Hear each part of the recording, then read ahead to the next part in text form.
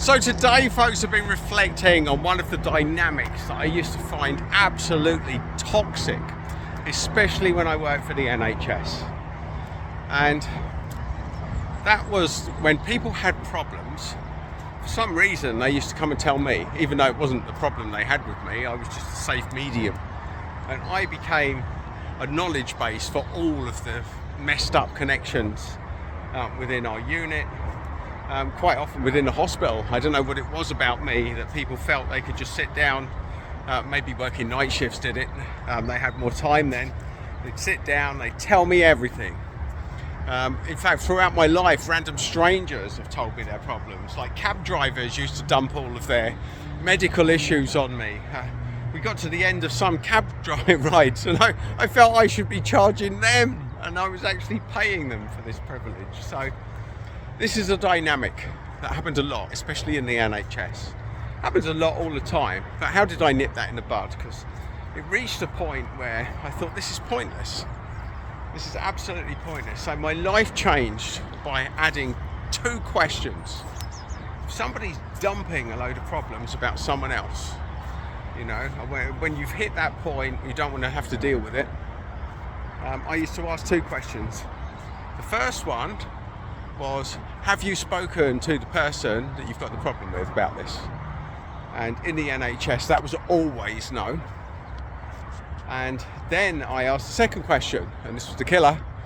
It was like, are you telling me because you want me to do something about it? And that would confuse people. That would often cause a delay and would ultimately, more often than not, in fact almost always, result in a no. And I would then say, well then don't tell me, because I will do something about this. I will speak to the other person. And that is the way that you stop getting people to dump all their problems on you. And it's a highly effective tool, folks, because if you are an empath, you'll actually feel good about that to a certain point. Then your energy will start to plummet.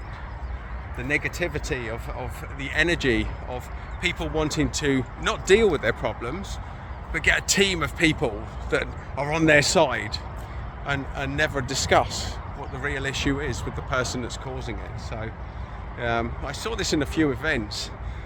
One of the events I went to, they had a great premise. They're like, look, if you've got a problem with anything to do with this training, then you promise to only either speak to the person who's the problem or the person running the training.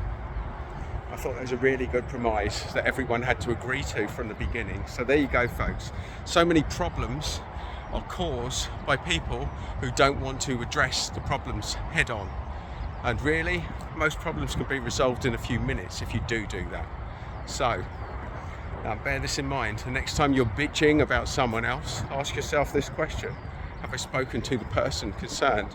And if you haven't, then what are you doing talking about that problem to anyone else? Because if you're going to do that to them, who else are you going to do it to? So there you go, folks. A lot of stress is caused by people that do not address problems head on. And if that's you, I suggest that you think about this a lot and you start speaking to the people who are actually the cause of the problem, rather than people that can do absolutely nothing about it.